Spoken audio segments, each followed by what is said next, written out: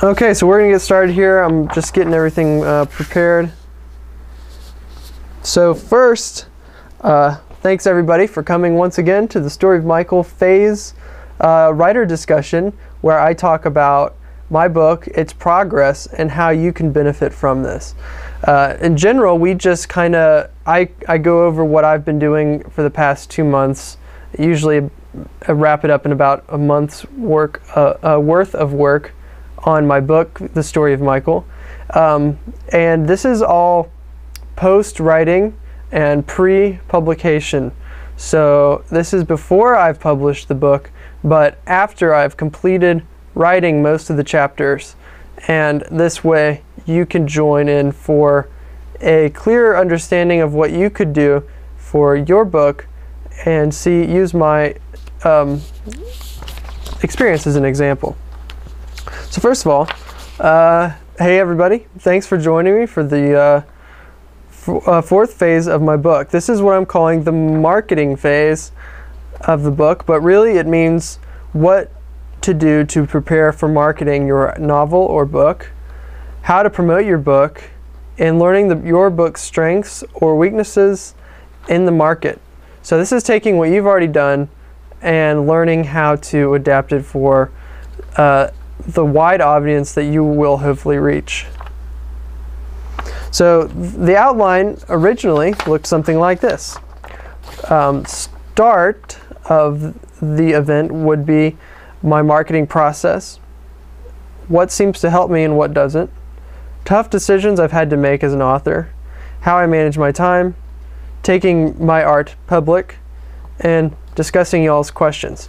So things have changed slightly. So now that I'm done with phase 4, I've looked back and there's been just basically a lot of restructuring of my thought process of a book, and I just basically came to the conclusion that these points are kind of irrelevant at this point, and now there is new points for the Story of Michael and marketing.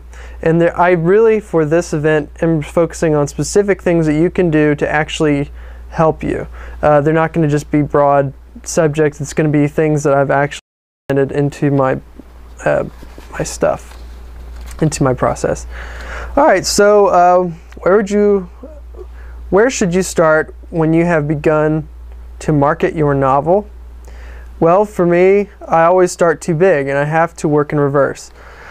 I'd say my process started with, how do people view my book? Are they taking it seriously? So when it comes to getting it out in the marketplace, I view my book as, wow, it came from me, and this is a dream I have, and once I've finished it, I feel like, okay, it's done.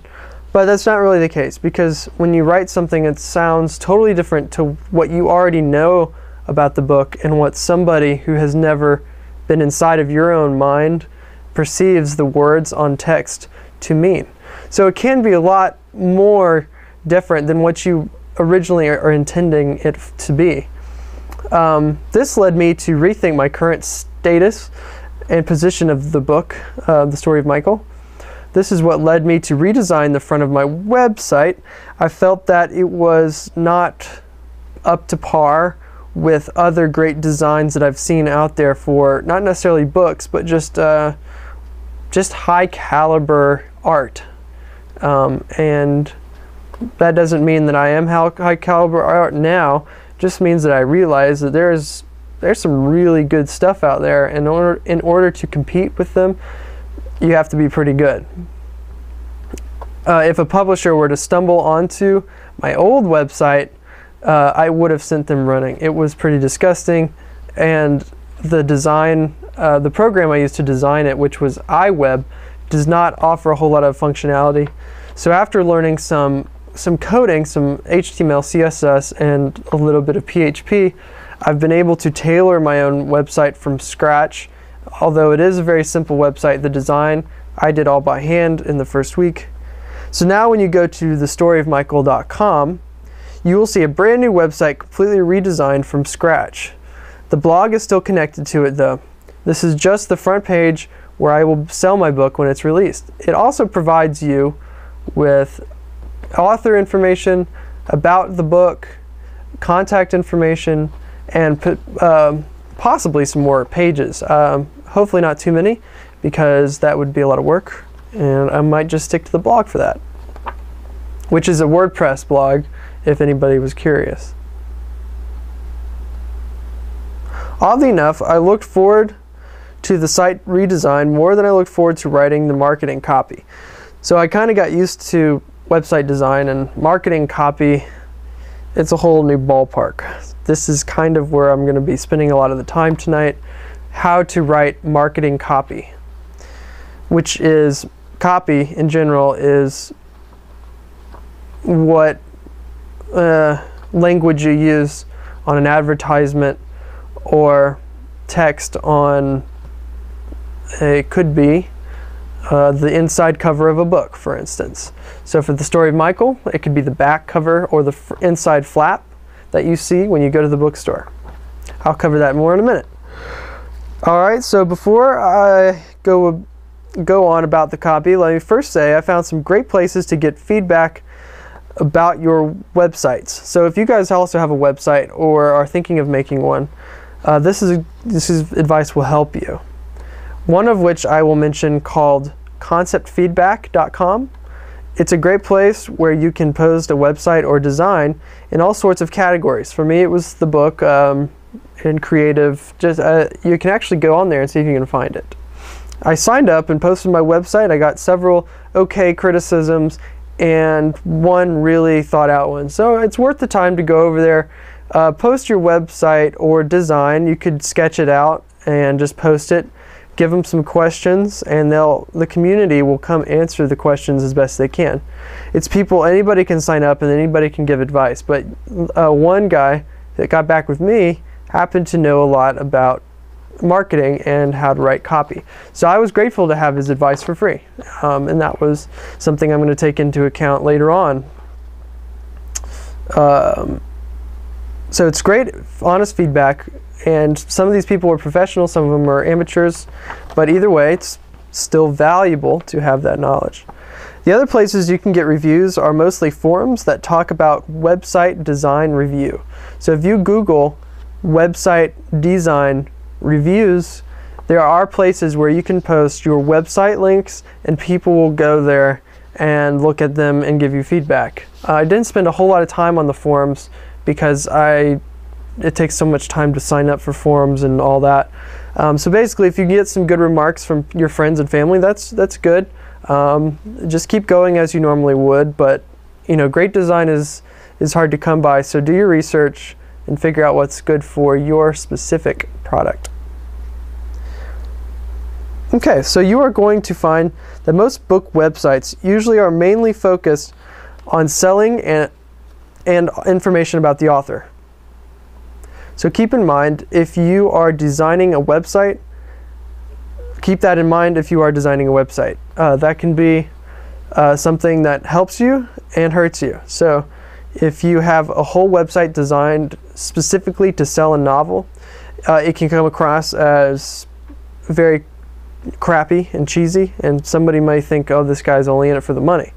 Whereas if you don't put anything about your book on there, they're not going to know where to buy it, how to get to it, etc. And also, if you aren't published, it's very helpful to have a website with author information and ways for publishers and agents to contact you, just in case they found your book. It's not likely they're going to just search the website or the internet and find your website. It's much more likely that they will have been referred to it, especially potentially by someone like you. That means, or from you specifically. So that means if you're referring them, they're going on your word that this is going to be good. And so you're going to want it to be good and stand out from the rest. I prefer to also give people a reason to come to my site and learn my methods and creative writing styles. So like I have these events, I have creative writing articles and interesting information in my blog that I will write for everybody's benefit, so that other people besides publishers or interested book buyers might find interesting, like fellow writers, or anybody that just, like an artist that might just have an interest in learning a new copy or whatever. So there's articles on there that will drive people to the site that will go there regardless of what the book is and regardless of who they are. Maybe it's just an artist, for instance. Okay, so that's one thing that the Story of Michael does as part of the blog. All right, back to the book copy. So this is where we're going to kind of dive in and learn how to write marketing copy. And that's not to say that I'm a professional now, it's just to say that I've went through a few things, did some research, and here's what I've found. I realized I had no idea how to write marketing copy for a novel. Basically, most experts agree you should get a professional to write it for you, and I would if I could afford it. Of course, for many of us, that is not going to be an option because we are self-sustaining our own, production of these books.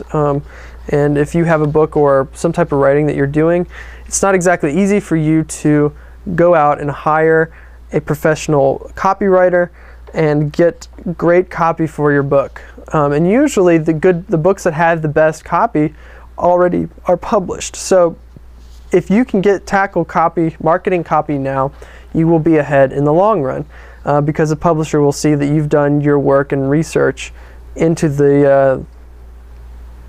it. So, all right, and of course, for many of us, it's not really an option. So I have put together 3 things that will help you formulate great marketing copy for your book.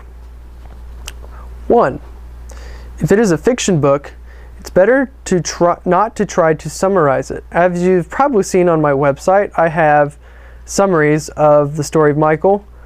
Each is different, and each one is terrible. I don't like any of them. I put them up there just because I know that there needs to be something there for people to read. I think we need to get something else up there, pronto. But it's not bad. It's just the fact that I know it could be better and it's not up to the level it should be.